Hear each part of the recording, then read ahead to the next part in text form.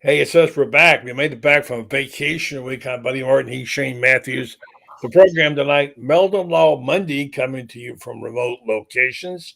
I'm here in Ocala at an unknown location. Shane is, as usual, his easy chair, taking life easy. I want to hear all about his vacation, what he did, if he went fishing, caught any fish. And I'll tell you about one of the great experiences I had on my vacation and one of the worst.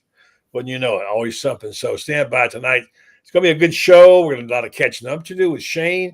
We got Dan Bond checking in on a few softball notes, and the number of athletes in the Olympics is amazing this summer from Florida. Talk about that. Then, of course, the Iron Duke Franz Beard will be here. So keep it right there and help us go through the program tonight and talk a little bit about things to come. And maybe an uptick. I don't know. Shane doesn't believe in this, but hey, there's a lot of people certainly like looking for that bandwagon for the Gators. I don't want to hear about it.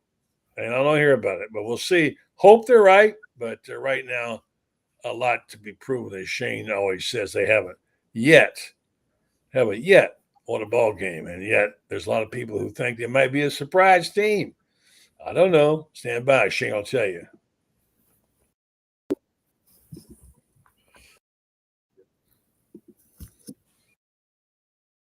For Buddy Martin, call him up and tell him what you're thinking.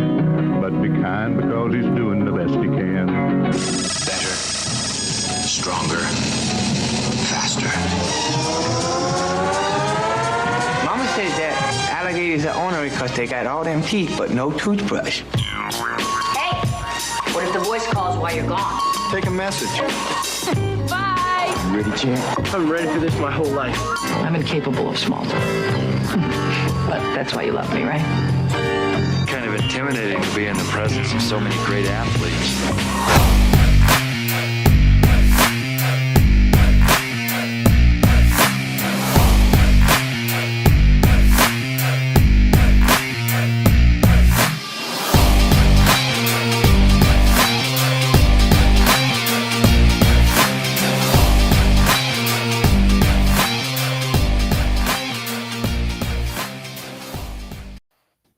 Evening and welcome to the program. He's Shane Matthews. I'm Buddy Barber. We're going to be there for the next hour and talking to Shane about his vacation to Mississippi.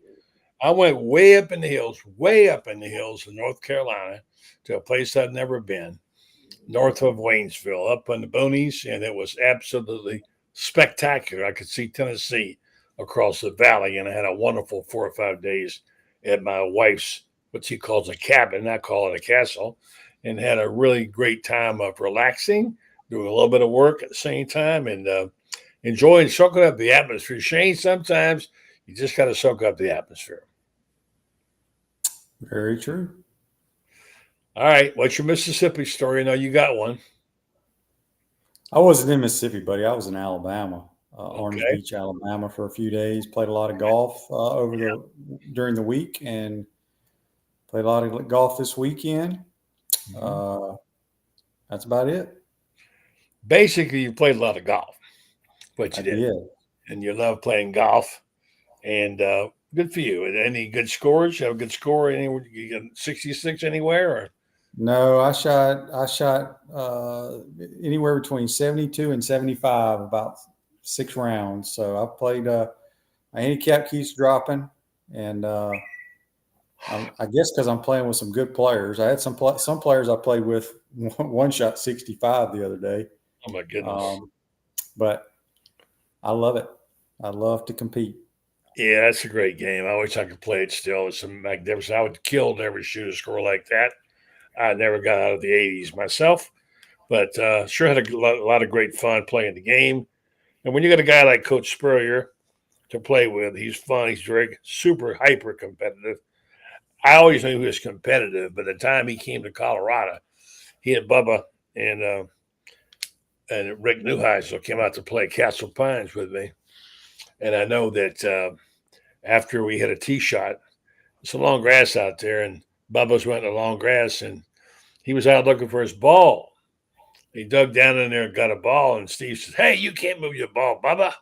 He said, "Dad, I'm trying to see if it's my ball." So anyway, certainly certainly a competitive guy. So listen, I had a wonderful experience out in the middle of really, like somebody says, you drive as far as you can go to Waynesville, and you go north of there for 20 miles, then you go 20 miles into nowhere up the mountainside, and you come to this beautiful building, a cabin, that she calls it. I don't call it. Sleeps 9 people, and only thing I watch out for is the bears. Down in the valley, there's a wildlife preserve, and you don't want to Harmon Den is called, and you want to make sure that if you see a bear, you don't run. We didn't see bears. We didn't see any wild animals except birds, hummingbirds, a lot of beauty like that. But there's elk out there and deer and all kind of things. So spectacular place to go, and I love going there. But boy, is it hard to get in and out of, for sure. Now, Shane, here's my bad experience. I don't want to put a cast on the show, but you can sometimes when you go out and stay where you stay makes all the world the difference in the world. Like I love staying. I want to name the name because I've loved staying in this hotel now for the last 2 times. The chain in Tallahassee and Panama City where I live. I had an opportunity to stay overnight on the way home, and I chose Savannah, historic district. And you tell me about this. I look forward to it because the other 2 experiences have been so good, and I really liked it. The amenities were good. So we rolled in there after a long day of 5.5, 6 hours of driving. Went to downtown Savannah, Ben Troops Town. Went in this hotel. Had a hard time getting in, finding it, but got in. Checked in, asked him if we could get a late checkout, whatever. So if the restaurant was open, they said, yeah, the restaurant's open now. To shorten the story, went to our rooms, freshened up, went downstairs to get a bite to eat. We walked back in. We said, where's the rest? And they pointed that direction. We walked in. They said, well, how do you order your food? I said, asked the bartender. So we went over and I said to the bartender, where do you order? Can you get me somebody to order? He said, sure. So I went and sat down for 15 minutes. I got no server. Okay, that happens. Next thing I know is I'm going back to look for the guy. He's gone. And I said to the woman who was behind the bar with about 18 patrons, where do I order? And they said, oh, you have to go in the other room. I said, it would have been nice if someone told me that because you didn't tell me that. Well, sir, I just work here. Well, look, if you work there, you have the responsibility to tell people what's going on. Anyway, long story short, I'm going to shorten it up because I want you to tell me if I'm wrong or not. I'm not going to mention the name of the hotel because they're new. They're very good in most places. And they just opened this in the historic district. They're hoping to refurbish this and make a big deal out of it. So I went to my room that night, slept. Oh, the room was pretty nice. We had to leave the next morning. I asked them to give us a call. They did, and we ordered breakfast out because it took too long to order. I got a Starbucks sent in, DoorDash, and so I'm trying to get my bags packed because I need help getting my bags. And I called downstairs once, 30 times it rang. Again, 25 times it rang. Again. Anyway, 4 times I called and 4 times it rang and nobody picked up. The operator, okay? So I thought, well, I'll just call from like an outside caller, and I call off my phone and they picked up. And I said, I'd really like to get out of my room. I'm trying to get downstairs. Well, we're real busy. Can we call you back or put you on hold? I said, no, don't put me on hold. I've been on hold all morning. Here's the bottom line. I checked out. I got my bill for parking. What would you say would be a fair price for parking overnight in the hotel? If you were in downtown Savannah, you probably paid at least $20 a night. How about 48? $48 for parking. And then I get my bill and look at it, and I just grab it and run. I don't look at it till later. It has something on it I've never seen. Destination fee, $25. What the hell is a destination fee? And nobody named to know. So I thought, not a good experience there. Kind of chalked them off my list. So that was my bad experience. So anyway, that's my story. I'm sticking to it. I'm back. I'm in Ocala, headed back to Panama City on Wednesday, ready to get it on. Are you going to SEC Media Days? Oh, no. You never go there? I do not. Must be nice. You got a kind boss. I'm not going either. I don't have a boss. Well, somebody writes your check, Yeah, right? but I'm not. I'm not required to cover the SEC network or SEC meetings. No, I Or don't, man. meetings I'm there. just asking. I didn't know if you went because they wanted to show you off or not. You're much. Anyway, all right. So that's enough of that. Let's get on to some things about sports. I'll let you pick the first topic. I got several other things. What did you talk about on your show this morning, Shane? Gosh, we kind of rambled on a lot of different topics, from football a little bit. We talked a lot of golf. We talked about LeBron James's son. We talked about Caitlin Clark. We were all over the place today. Yeah. Everybody is right now. I think. Sure. Yeah. So let me get into one. Let me give you an odd factoid. You heard of the coaching cradle. I just read this factoid. Legendary coaches Paul Brown, Don Shula, Chuck Noll, Urban Meyer, Jim Harbaugh, Nick Saban, Bo Schembechler, Lou Holtz, Bob Stoops, Les Miles, Ari Parsegian, Jim Tressel, and Don James are all born and raised within a 315-mile area around Pennsylvania and Ohio. That's pretty impressive, isn't it? Mm-hmm. Pretty impressive. Wonder why that is. There's Pennsylvania, Ohio. That used to be where the heartbeat of college football was back in the day. So anyway, all right, some not too good of news. You know who Pat Williams is? The founder of the Orlando Magic, very high profile personality. I mean, I don't know him, but I know the name. Yeah, apparently he's very ill, and according to Channel 9, this is continued prayers for Pat. It says the founder of the Orlando Magic is in the midst of a major medical battle. He's ICU. Advent Health in Orlando, surrounded by his family. That we've been told the outlook is grim. So thoughts and prayers for Pat Williams, who's quite a personality and brought a lot of good things to Orlando. All right. I read this today, and who did I think of? Shane Matthews, whose quote should be, throw the damn ball downfield.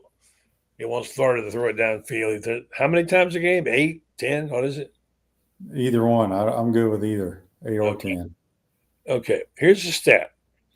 See what you think. Out of the 14 SEC quarterbacks, 14 now, 16, Graham Mertz ranked 11th in the 20-plus yards attempts with 39. The only three we left were A.J. Swan, Max Johnson, and Will Rogers, all of which threw 110-plus fewer passes than Mertz. The next step for Mertz is Billy Napier's offense. It's simple. Throw the ball down the field. They plan to do that exactly in 2024. Do you believe that? Well, I hope so. I think, again, I have zero concerns about the offense when it comes to trying to win games. It's all about the defense.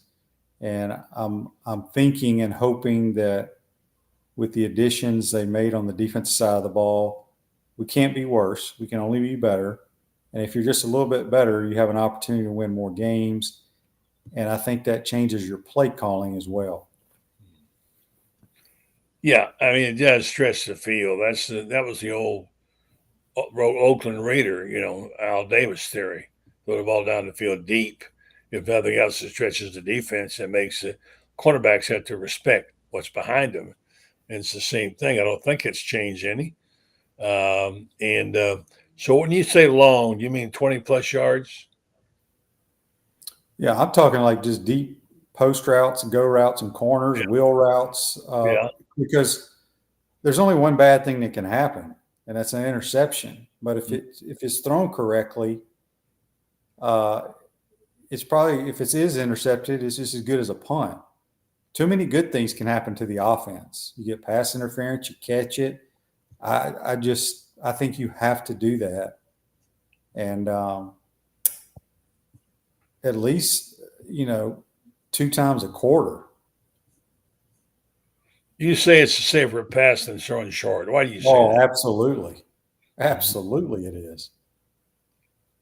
Why is that? When you throw slants and hitches, if you throw those late at all, bad things can happen. Tip balls, if you throw slants across the middle. I am so against the short game for inexperienced quarterbacks. Not that Graham's not, but I'm talking about a lot of people's philosophies people that call plays or you hear people on talk shows, Mhm. well, we got to, get the ball out of his hand quick and, dink and dunk, throw it to the flat, throw a slant. I totally disagree with that. I just think too many bad things can happen. Okay. Tip balls, etc. All right, couple of little news items here. I'll drop on you here. There's kind of Dan Bond will be joining us a little bit, talk about the athletes cover future. Graham Mertz, Shamar James, and Montrell Johnson will be joining Billy Napier at SEC Media Days in Dallas. Good choice. Mm-hmm. Yeah. Very good choices. Did you watch any of the Wimbledon? I did not. I saw Ben Shelton play for the first time today. His match with Jannik Sinner was really good. He's a big stud, man, I tell you. And big left-handed guy can really drill those 130-mile-an-hour serves. He lost on a double fault, unfortunately. Parker Valby. You like Parker Valby, don't you? Yeah. Yep, for sure. I do too. She's now decided she's going to run only the 10,000 meters in Paris. She's also a 5-time NCAA champion in the 10,000 meters. So she's going to run only the one. Here's a sort of a non-plus for you. Miami will face Utah in the 2027 Vegas Kickoff Classic. Really? That big news? Miami? I don't know. And finally, this is a little bit of a thing you might want to comment on because it is a little unusual. They picked their Ryder Cup captain. It's not Tiger. I got to think he turned it down. And it is Keegan Bradley to play for the Cup at Bethpage Black. Your thoughts about that, Shane? I like Keegan Bradley. I think he's a fiery type guy. He's you can call him a fiery type coach now, since he'll be coaching or whatever they call it of the head man of the Ryder Cup. Right. I think it's a good choice. Yeah. Mm-hmm. Unusual, a little surprise. Well, I don't know who else they were looking at. I don't I'm pretty follow sure it. Tiger had to turn it down. I mean, Yeah, possibly. Would be a. You like the Ryder Cup? I mean, it's okay. Yes and no. I mean, I don't like it because it's during football season. I wish they played it at a different time. All right, a couple questions for you. Tommy Seal says, I'm seeing a lot of upside down Gator logos. What's the meaning? I noticed the first half of the Gator baseball beat Clemson. Some players were wearing them. I don't know. I know the upside down horse, what it means. What do you think about the Gator logo? I've never seen an upside down Gator logo. Mm-hmm. I've never seen it, never heard of it. Mm-hmm. So I'm not sure what he's referring to. Yeah. What kind of a runner were you in college, Shane? Runner? Mm-hmm. Adequate. Okay. I had 77 yards rushing against Tennessee, I think, in 1991 in a game. Okay.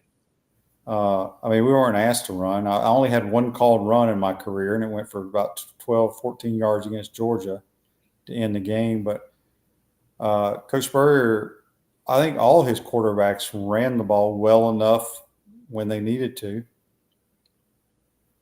Okay, what do you think of this comment here?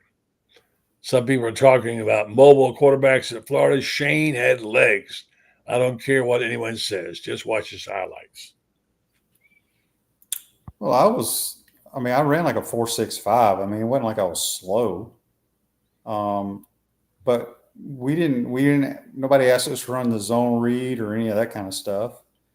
But I think all the quarterbacks that I can think of ran pretty well when they needed to. All right, here's somebody wants to know if you're tired or not. Tired? So read it right there. What's up with Shane? Never looks happy, or are you just tired? That's his question to you. Well, it's late. I mean, heck, I get up at 5:30 every morning. He's tired and bored. How you like that? This guy says Shane means business. The dude knows football. Okay. Yeah. I agree. Well, He does. I mean, I have my philosophy. Everybody has their own philosophy. So, And look, nobody knows more about playing quarterback than you. well, there's plenty, but everybody looks at it a different way. It depends on how you were taught, what you believe in. Mm-hmm. Well, yours is Coach Spurrier's for sure. All right, I'm gonna give you this real quick. Let's see. I've got Dan Bond standing by here. 1 second. He's going to update us on the Olympics. Yeah, we'll come get you, Dan, in just a second. Um, here's something interesting. You know who Josh Pate is? Mm-hmm. He's been talking Florida up quite a bit. All right, and he says, "Here's the top college football programs the next 3 years." I know Dan is there and Shane and Franz is standing by. All right, here's what he says the next 3 years. I'll go backwards. The top 15. 15, Penn State. 14, Clemson. 13, Miami. 12, Tennessee. 11, LSU. 10, Texas A&M. 9, Michigan. 8, Oklahoma. 7, Notre Dame. 6, FSU. 5, Texas. 4, Oregon. 3, Ohio State. 2, Alabama. And 3, Georgia. What's missing there? Well, the mighty Gators weren't mentioned. Yeah. Mm-hmm. He's been talking pretty highbrow about the Gators too. So surprised a little bit there. So yeah. The final thing on quarterbacks. Let me just go ahead and bring Dan in with us since he'll join us for a second. And Franz is standing by too. We'll get him later. And okay.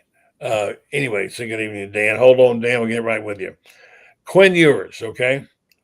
You heard about Arch Manning's decision, right? Not to transfer. He's staying there. And Quinn Ewers was asked about that, and he said, I think he understands that what he's got here is going to be the most ready whenever he goes to the NFL. Ewers said, I think Coach Sark does the best job getting quarterbacks ready for the NFL and developing guys. Manning will be playing in his third year. He'll be more than comfortable in operating the offense, and it's just a really good fit for him. Your thoughts about that?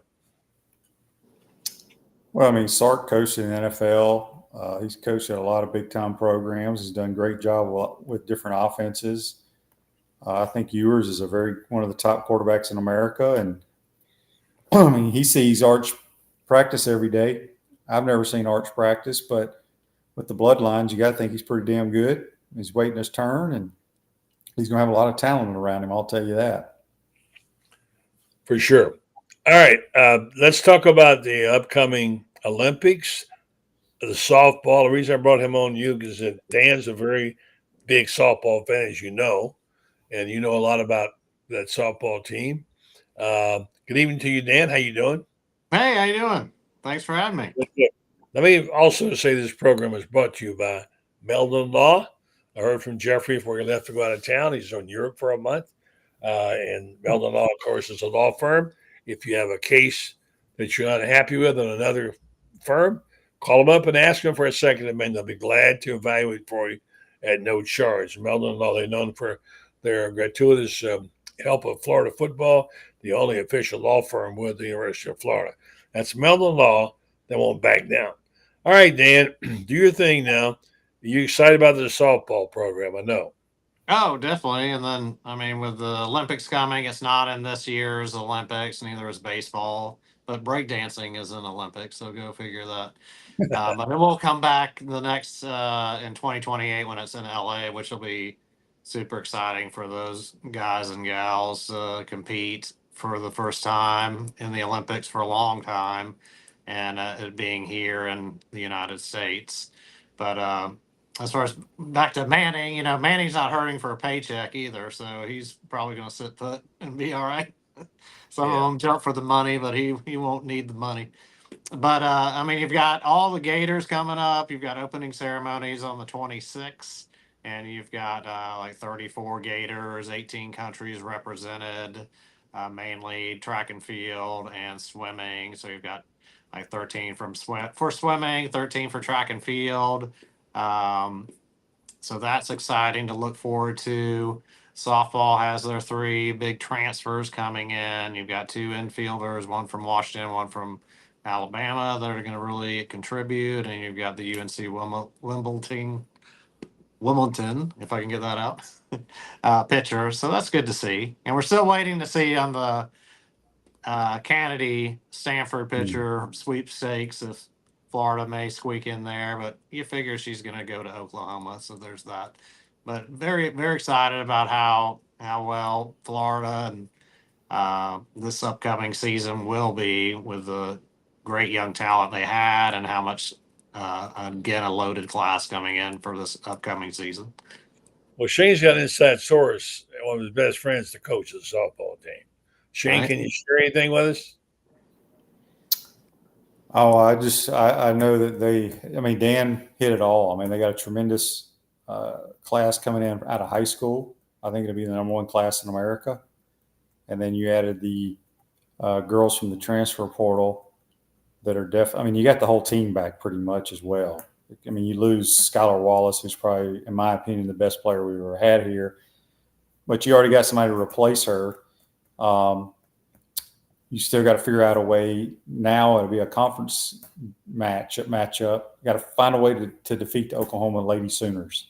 It's that simple. Right. 4 in a row. That's how dominant they've been. Oh my goodness. But yeah, Skylar Wallace was out in Tokyo with Team USA along with Jocelyn Erickson, and Skylar went 6 for 9 in the 3 games, 2 home runs, leadoff hitter for the team. So I'm sure she's looking forward to LA next go around. And although they'll be playing in Oklahoma City, it makes no sense. Right. Yeah, it's a home team. It's a home game up there, and with Texas joining the SEC, I mean, Oklahoma City is going to be another SEC tournament. So you got one. Well, I'm referring to the Olympics. They're playing the Olympics at Oklahoma City. Yeah. Right. Which is dumb. Right.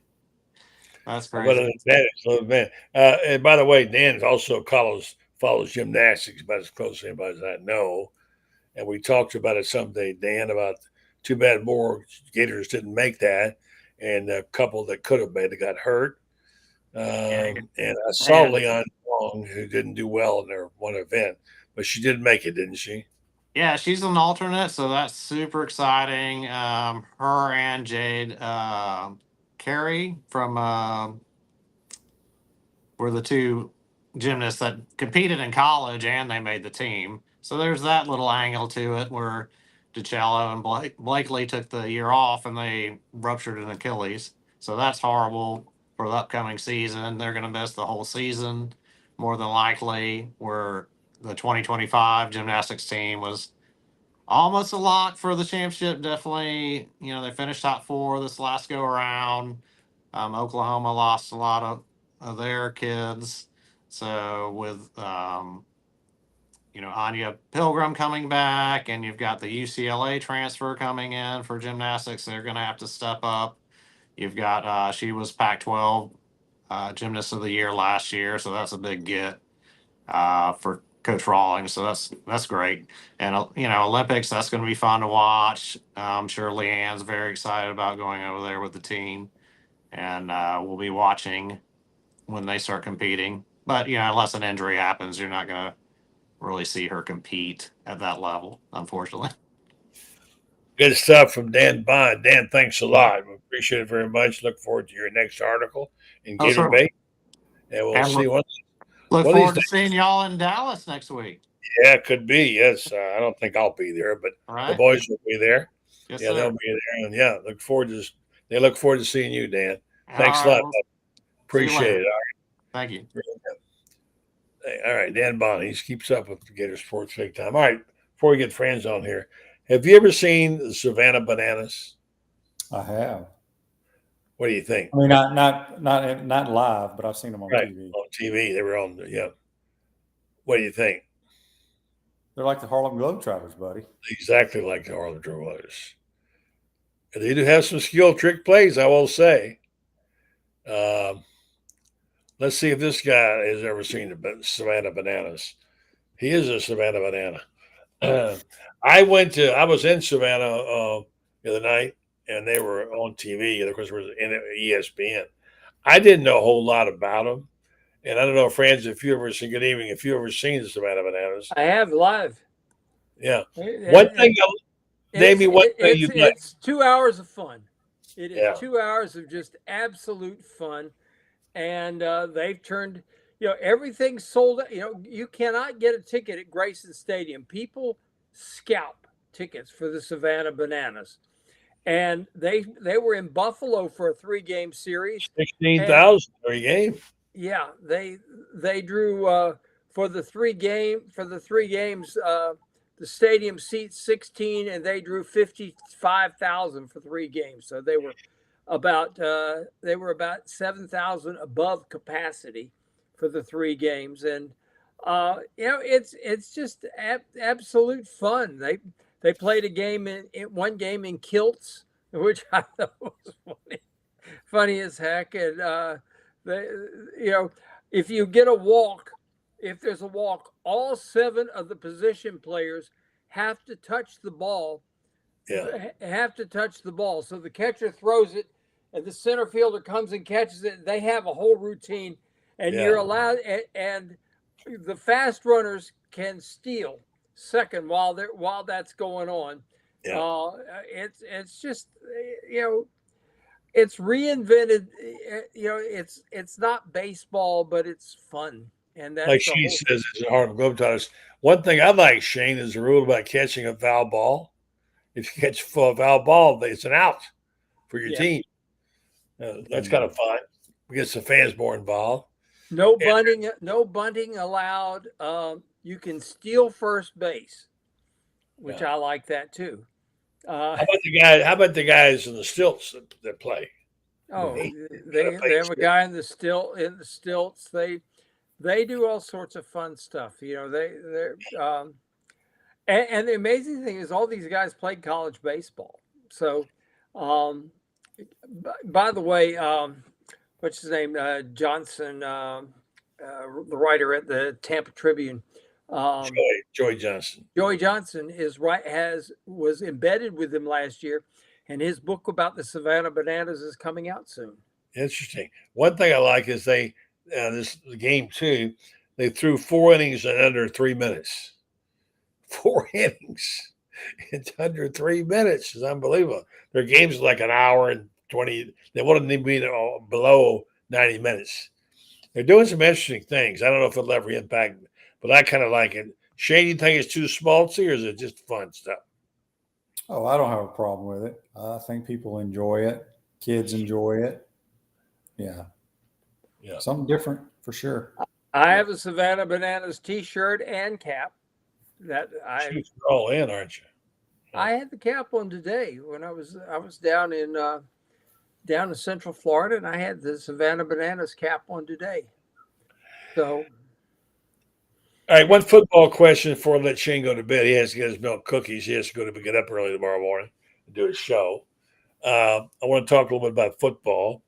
I know it's hard to talk much about the Gators because we haven't seen anything. You got to go on faith. Faith are things you can't see, but it feels like there's something going on.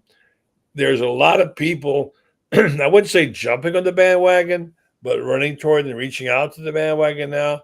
Some people are kind of saying, well, here's a team that nobody's talking about. Let's talk about the Gators. I don't know. They seem to be one of those mystery teams. They're not in the last 4, but they're not in the first 4, right, Shane?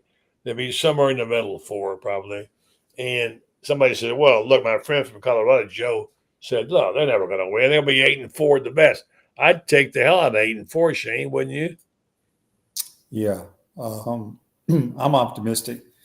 I think this is the best team that we've had talent-wise in quite some time. We actually have some depth. I just firmly believe if we can play average defense, you can win a bunch of football games. We haven't been average on defense in a long time. Yeah, that's true. You know what, Shane? The thing I love is they've got 3 safeties who can cover and hit. And if I watched every game again, you do that stuff when it's the off season. So many passes. You got the linebackers here, you got the safeties here, and in between is sort of a no man's land if your safeties don't come up and make plays. And it seems to me that Florida in the last 2 years has probably, I would say, probably led the nation in giving up plays in that no man's land area. And you can't, your safeties can't let that happen. I mean, I guess I go back to the days when we had Reggie Nelson back there as the eraser, and then we had Ahmad Black and back there, and Major Wright back there. Again, great safety play. And Will Muschamp always had great safety play. But in the years since then, our safety play has just been absolutely ridiculously bad. And it's kind of crescendoed into the point that the last 3 years, our safety play has been horrendous. Agree. Mix and tackles. All right, Shane, I'll go to bed. I'll talk to you in the morning. Who's on the show besides me? You and Aaron Walker, former Gator tight end. All right. Thanks, Shane. Appreciate it, buddy. All right, Have a good fellas. night. All right. All right. Program is brought to you by our friends at Titan MRI. Thanks for their sponsorship and their commitment to us. And Titan MRI, of course, is known for their convenience, making you the customer most important thing. They want you to know if you need an MRI, you don't have to go to the standard times to get one. They will actually tailor make you a special time, nights and or weekends. If your job won't let you out to go get it done, you can go there. They also want you to know they care about you. If you have claustrophobia, they have certain things they do for you when you take an MRI to help you feel a little more comfortable there. And if you don't have insurance, you can bring your cash or card, and it's not extraordinarily expensive. So if you need an MRI, I suggest check them out, TitanMRI.com. All right, friends. Remember Nick Galatas? Absolutely. Was the MVP in the Euros and led Greece to the got a berth in the Olympics. Playing F5BA, I guess, Olympic qualifying FIBA, tournament. yeah. Yeah, and they hosted with an 80-69 win with Croatia.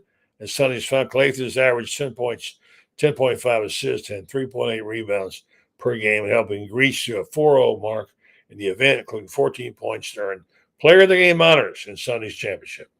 So Nick is an absolute rock star in Greece. I mean, they give him. He lives in a palatial estate that was given to him there. He is he is the guy. He is a rock star.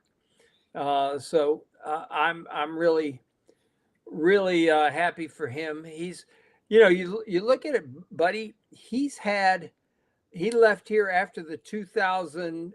He was here 2007, 2008 after the 2009 season. So this is his 15th year in pro basketball, and he's still dominating over in Europe as a playmaker. He would have set assist records here that could have never been broken had he stayed for 2 more years here. But I will say this, when he left was probably the best thing that ever happened to Chandler Parsons, because Chandler Parsons, for the first time in his life, had to be his own guy. He didn't have Nick to fall back on, and he grew up and became, as a senior, the SEC Player of the Year. And that would have never happened if Nick had stayed. So it worked out well for Chandler. It worked out well for Nick. Good stuff out of that bunch. They were, goodness, they were Abbott and Costello, or whatever great tandems you can think of. Think of back in their day. The state championships in high school, their senior year, they blow out both teams by 30 points in the Final Four, and we had MVPs, and Nick, Chandler, and Joey Rodriguez. Joey Rodriguez ended up playing in the Final Four with VCU. So what a group that was, and we were blessed to have those guys at Florida. Nick and Chandler. I always thought Glacius is a better player than he was given credit for. I'd like to see him go on to play in the NBA, but he just wasn't good enough, I guess. He played. He played in the NBA. How long ago? He played a couple seasons in the NBA and went back to Greece. I mean, they paid him more money, and he's a rock star over there. Okay. Good to know that. All right, well, friends, we're going to get into this Florida Victorious, our buddies over there, especially Freddie Weeby. By the way, they're having an event on the 12th, I believe, of August, celebrating their third year at Spurrier's Gridiron Grill. Congratulations. Wow. They're killing it. They got a sweepstakes, apparently, to win a trip to Texas. And I guess if you join during this time period, I don't know exactly the time period, you have a chance to get a sweepstakes to win a VIP Florida Victorious away game experience, opportunity to win the trip of a lifetime for the inaugural SEC matchup from the Gators and the Longhorns, November 11th, 2024. We hope to be there. The sweepstakes will run from July 8th to July 19th. That's your period of time. It's today through the 19th. One lucky winner will receive the grand prize, 2 tickets to the Florida-Texas football game, exclusive pregame player meet and greet, invitation to exclusive pregame Florida Victorious events in Austin, $1,500 voucher for travel and food and ground transportation, free 3-day, 2-night stay at a double occupancy hotel in Austin, and the signed Trey Wilson football. There's a good deal for somebody, friends. Yeah, it is. I like what Freddie's doing. If anybody can make Florida victorious exactly what it needs to be, I think it's Freddie Weeby. The guy is an absolute marketing genius. I think anybody that's ever sat down and talked with Freddie for a while, it doesn't take you but about 2 seconds to figure out this guy really, really knows what he's doing, understands it completely. The more you get around Freddie, the more you think, wow, how lucky did we get that this guy took over the NIL program at Florida, and he's going to do a terrific job with it. I think he's going to make Florida victorious as important and as good an NIL program as there is in the country. They're doing a really great job. We've got so many living alumni. University of Florida has one of the largest living alumni bases in the entire country. So there's no reason why Florida doesn't have an abundance of NIL money available to its athletes. So it's just a matter of getting the right guy in charge to get the people to put the money in. Early in the program, I talked about the 3 guys who are going to SEC Media Days, and I think they're all good choices. There are others I'd like to see as well, but obviously they have Graham Mertz. Let's see who else was in that. Montrell Johnson Jr., James, and Montrell Johnson. Your thoughts? Three obvious choices. I mean, Graham is the quarterback, and I think there's a lot of sentiment you were talking earlier about trending things.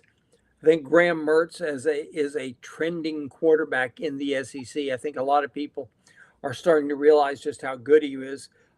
As I understand it, he just absolutely lit it up at the Manning Passing Academy last week in Thibodaux, Louisiana. I understand everybody came away just so impressed with his leadership skills, his ability to just grasp information and things like this. Graham Mertz has only one quarterback in the country has started more football games in the last few years than Graham Mertz. He's got 43 career starts, buddy. And you just that experience combined with the fact that he's a brilliant guy. I mean, you sit around and you listen to him talk, and it's just so obvious that the guy is, he's a football intellectual, I guess is what I would call him, and or savant, whatever you want to call it. But he really has a grasp of the game, and he's got a way to articulate it. And I think if he can articulate it to a bunch of dumb old sports writers like we are, imagine what he can do with teammates who do understand what they're trying to do. So I like him. Montrell, leading rusher in the SEC, returning, and Shamar James. I think he would have had an all SEC season last year had it not been for the injury that cost him the last 4 games of the year. But a really good choice and a really good kid on top of that. For sure. This is good news to you, I guess. Your favorite track athlete, Parker Valby. Yeah, she's on the Olympic team now. And she's only going to run one race, 10,000 meters, not the 5. She said today she's not going to run but 1. So let's see her. She needs every bit of energy she can get because she's right there, but she just needs a little bit more kick, a little more energy at the end. She'll lead the race sometimes for 2 or 3 laps, and she'll be the second, third place. And then there's always about 3 girls who can older, more durable, can run her down. And I'd like to see her get past that hump. She is the only collegian who ran the 10,000 meters at the Olympic trials, and she finished second. Could have won the race. I think she could have. And I think when she looks back, I think she made a couple tactical errors on the back stretch of the final lap. And but really, really, what a phenomenal athlete and what a phenomenal representative of the University of Florida.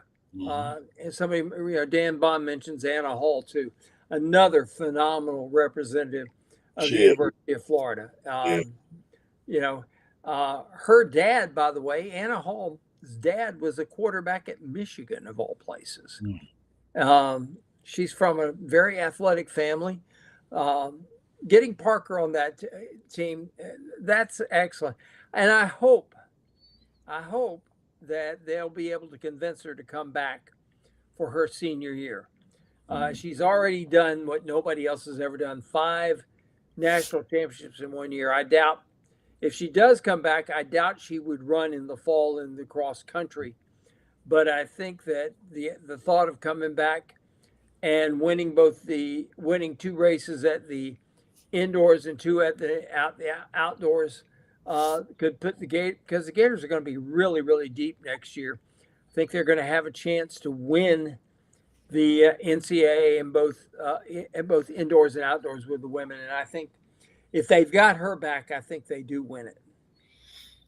Final thing on football, sort of a non-plus, Miami will face Utah in the 2027 Vegas Kickoff Classic.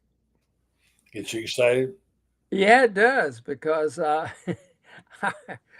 really like Kyle Whittingham, and I love his defensive coordinator, who's the coach in waiting there, Morgan Scally, who was an All-American safety for Urban there at Utah. Good, Kyle Whittingham is just one class act, and you look at this is not the garden spot of college football. And he doesn't win big with 5-star athletes. He gets an occasional 4-star. Most of his guys are 2-star, 3-star guys, but they develop them well. They coach them up well. And, of course, they have an advantage. They have the LDS Church, which is located right there in Salt Lake City, attracts a lot of these Samoans and Polynesians. And you can win a lot of games with Samoan and Polynesian linemen, and they load up on those guys. But Kyle Whittingham does a tremendous job there. And I would look at that like, okay, Miami's going out there. Good luck, Miami. Just like I say this year, Miami's coming to the Swamp this year. And maybe if that game were being played down in Miami, you'd like Miami's odds. I don't like Miami's odds playing the Gators opening game in the Swamp, buddy. They haven't done anything to prove they deserve that. Hey, I'm running slow on juice tonight without a computer cord. So we're going to do this one to wrap it up for the night before my computer dies out on me. But here's the list today. Josh Pate has been kind of talking up Billy Napier quite a bit, as you remember. And he said some really good things about him. There's always the other side of the coin is if people say he won't last the season, whatever. But anyway, here's what I want to say. I saw what Josh picked his top 15 teams for the next 3 years. Okay, 3 years. I thought, well, this will be interesting to see what he says here. So I'm gonna give you the top 15. All right, and when I get through, you tell me what you think. 15 is Penn State, 14 Clemson, 13 Miami, 12 Tennessee, 11 LSU, 10 Texas A&M, 9 Michigan, 8 Oklahoma, 7 Notre Dame, 6 FSU. Is Florida going to be in there? 5 Texas, 4 Oregon, 3 Ohio State, 2 Alabama, and 1 Georgia. No Gators. Well, he's got some teams in there that I think are dubious. For example, I can't see. I don't see LSU. I think LSU's starting in a bit of a spinning their tires cycle. I don't see them getting much better than what they've been. FSU. We'll see what happens with FSU this year. I think, but I wrote about it today. I think FSU is one of my 5 teams that's going to be overrated this year. They're going to win games. They're like Tennessee. They're going to win games, but that's because they got a pansy schedule. Just like Missouri. Missouri's going to score a lot of points, but they have the lightest schedule in the SEC, 66 in the country. Florida's number 1, and Missouri, God bless them, but they don't have to play Alabama or Texas or Georgia this year, or Florida this year. They've got Mississippi State, and they've got Arkansas, and they've got all the lightweights this year. Florida, I think is going to be there. But for one thing, I think Billy has been building this roster to the point that next year when DJ Lagway takes over as the quarterback, I think Florida's going to have a really stacked roster, buddy. I really love what they've done and the good athletes they're going to have. And I think that the trend is going to be for Florida. I don't like Texas A&M in there. I don't think the Aggies are back to being little brother. And they're going to stay little brother. And Texas will beat them. Texas will beat the crap out of them on the recruiting trail.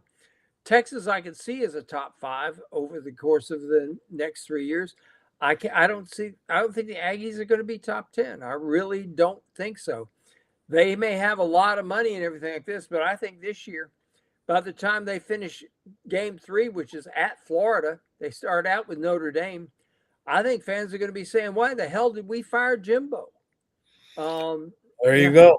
You heard it from Franz Beard, the man right there who will, you can read on Gatorade, by the way. If you haven't read, you ought to sign up now, get yourself a good price on it, and get ready for this exciting season with the new SEC.